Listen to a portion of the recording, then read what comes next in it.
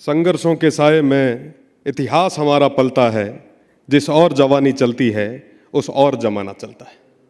आज मध्य प्रदेश विधानसभा में आयोजित युवा विधायक सम्मेलन में मंच पर विराज रहे, जिनकी बदौलत ये ऐतिहासिक आयोजन हो पा रहा है, माननीय अध्यक्ष महोदय, राजस्थान से पधारे हमारे अभिभावक, राजस्थान विधानसभा के अध्यक्ष आदरणीय देवनानी साहब, माननीय सभापति महोदय, सचिव साहब और मेरे सामने विराज रहे तीनों प्रदेशों के भविष्य निर्माता, आप सभी को मेरा प्रणाम इसलिए क्योंकि मैं आप सभी से आयु में छोटा हूँ।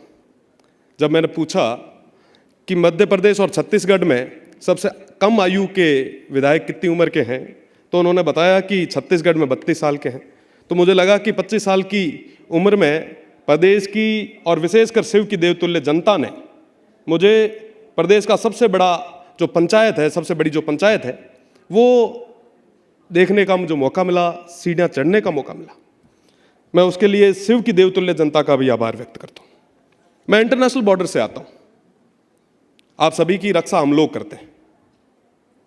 ऑपरेशन सिंदूर के समय जहाँ से ड्रोन आए, वहाँ पे खुली छाती पाकिस्तान से दो हाथ करने के लिए जहाँ के लोग थे, मैं उस क्षेत्र से आता हूँ।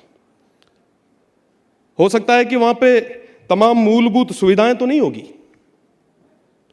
पर वो लोग बड़े मजबूत लोग हैं।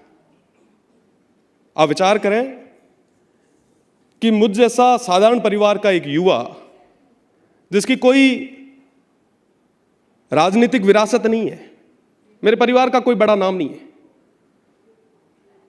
मेरे पिताजी शिक्षक हैं। जोधपुर विश्वविद्यालय में 2019 में छात्र राजनीति के माध्यम से, छात्र संघ चुनाव की बात हो रही थी, छात्र राजनीति के माध्यम से मैंने शुरुआत की थी। संयोग ऐसे रहे कि 2019 के उस दौर में किसी भी पॉलिटिकल पार्टी ने हमारा हाथ नहीं थामा। विश्वविद्यालय के इतिहास में, 57 साल के इतिहास में पहली बार निर्दलीय छात्र संघ अध्यक्ष के रूप में मुझे काम करने का मौका मिला। और वो जो 3 साल छात्र संघ चुनाव के थे, छात्र संघ कार्यकाल के थे, उन 3 सालों में लोकतंत्र को हमने समझा। ये तमाम लोग चाहते क्या है, ये जनता क्या चाहती है? ये चाहते हैं कि हमारी बात हमारे बीच में से निकल के कोई आगे जाके कहे। 2023 के विधानसभा चुनाव में फिर वही स्थितियां बनी। स्थितियां बनने के कई सारे कारण रहते हैं। पुनः मुझे इंडिपेंडेंट चुनाव लड़ने का मौका मिला और शिव विधानसभा जो 200 किलोमीटर लंबी है, इंटरनेशनल बॉर्डर से लगती हुई है। कहा जाता है कि साहब यहां पे मूलभूत सुविधाएं नहीं है, बिल्कुल नहीं है, पर फिर भी वहां के लोग, मेरी मातृशक्ति, युवा साथियों ने मिलकर इतिहास में पहली बार एक निर्दलीय सबसे कम उम्र के युवा पर भरोसा जता के उसे प्रदेश की सबसे बड़ी पंचायत में भेजा। अब कुल मिला के अगर नटसेल में बात करें तो आपको अपनी लड़ाई खुद ही लड़नी पड़ेगी। आज के समय में कोई किसी को राजनीति में जगह नहीं देगा। आपको जगह खुद बनानी पड़ेगी, मेहनत के बलबूते पे बनानी पड़ेगी। आप सब जो मेरे सामने विराज रहे हैं, लगभग 70 के आसपास माननीय सदस्य हैं, आप सभी ने मेहनत की है। आप अपनी मेहनत के बलबूते पे बैठे, प्रदेश की सबसे बड़ी पंचायत में बैठे। प्रदेश की सबसे बड़ी पंचायत में बैठकर क्या वो तमाम काम आप कर पा रहे हैं जिसके लिए आप आए? आप एमएलए हैं, मेंबर ऑफ लेजिस्लेटिव असेंबली। कितने मेरे माननीय सदस्य हैं जिन्होंने कानून बनाए हैं, लेजिस्लेटर बनाए हैं? एक प्राइवेट बिल भी अगर किसी ने इंट्रोड्यूस किया है तो बताएं। आप नहीं कर रहे हैं। हम ठीक है, आते हैं वहां पे 4 शिकायतें लेके आते हैं, पढ़ लेते हैं। क्या ऐसे विकसित भारत बनाएंगे हम? नहीं बन पाएगी। पढ़ना होगा हमें। बड़ी सही बात कही। आज के समय में हमें सरपंच तो पढ़े लिखे चाहिए, पर विधायक साहब अनपढ़ चाहिए। कैसे हो पाएगा विकास? 1947 में देश जो आजाद हुआ, 2047 तक जिसे विकसित होना है, वो उन तमाम जनप्रतिनिधियों के भरोसे कैसे आगे बढ़ पाएगा? The biggest threat of the democracy is bureaucracy. मैं पूरे तरीके से सहमत हूं। ये लाइन जिसने भी लिखी है पूरे तरीके से सही लिखी है। आज के समय में तमाम जो जनप्रतिनिधि बड़े दुर्भाग्य के साथ, बड़े दुख के साथ कहना पड़ रहा है कि वो सिर्फ रबड़ स्टाम्प बन चुके। हमें पढ़ना होगा। आप जब यहां पे हाउस में खड़े होकर बोल रहे हैं तब एक बार के लिए उस अधिकारी दीर्घा में चर्चाओं का विषय बनना चाहिए कि आज माननीय सदस्य क्या बोलेंगे। वो तब ही हो पाएगा जब हमें नॉलेज होगी उसकी। हम विकसित भारत की बात कर रहे थे, निश्चित रूप से बनना चाहिए। विकसित भारत किसके लिए? हमारे लिए, हमारी आने वाली पीढ़ियों के लिए। और उसमें सबसे बड़ी भागीदारी किसकी होगी? आपकी, हमारी। कैसे होगी? अभी चर्चा चल रही थी, मैं सुन रहा था। मैं लिख के तो बहुत कुछ लाया हूं पर वो नहीं पढ़ूंगा। हम चर्चा कर रहे हैं कि साहब शिक्षा को आगे बढ़ाएं। कैसे बढ़ाएंगे साहब इस शिक्षा को आगे? बताएं, क्या विजन है? हर बजट में शिक्षा को लेके लाखों करोड़ों रुपए जो है वो अनाउंस होते हैं, धरातल पे जाते हैं। एक स्कूल गिरती है, दूसरी बनती है, कोई कर्मोन्नत होती है। क्या इससे बन पाएगी? पिछले बजट के पिछले जो सत्र में राजस्थान की विधानसभा में मैंने माननीय स्पीकर साहब के सामने, अध्यक्ष महोदय के सामने एक बात रखी कि क्यों ना आप ऐसा बिल लाएं कि तमाम जो भी यहां पे बैठे जनप्रतिनिधि हैं, इनके जो बेटे हैं, आने वाली पीढ़ी है, वो सरकारी स्कूल में पढ़े। आप लाइए ना नियम, कौन रोक रहा है? आप भी मांग कीजिए। छत्तीसगढ़ से तमाम जितने भी माननीय सदस्य आए, मैं उनसे कहूंगा आप भी मांग करें। मध्य प्रदेश में भी मांग करें। भारत विकसित करना है ना, हम सभी मिलकर करेंगे। क्यों गरीब का बेटा ही सरकारी स्कूल में जाए? हमारे बेटे भी पढ़ेंगे।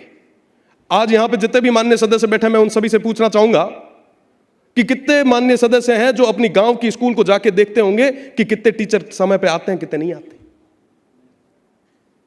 बस गिनती के लोगों को। हमें उन तमाम युवाओं को तैयार करने की जरूरत है। मैंने छात्र संघ चुनाव की बात की, छात्र राजनीति की बात की। नए युवाओं को आगे लाना है।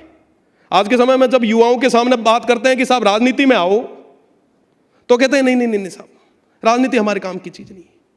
तो साहब हम जब आने वाली पीढ़ी को तैयार नहीं करेंगे तो हमारे इस देश को मजबूत नेतृत्व, मजबूत प्रतिनिधित्व कैसे मिल पाएगा? जरूरी है कि हम तमाम उन युवाओं को राजनीति में लाएं। मैं कई बार जब युवाओं से बात करता हूं, पूछता हूं कि साहब राजनीति में क्यों नहीं आ रहे हो, तो कहते हैं नहीं नहीं साहब, राजनीति जो है वो बड़ी गंदी चीज है। साहब ये वो नदी है जो पूरे समाज की प्यास बुझाती है।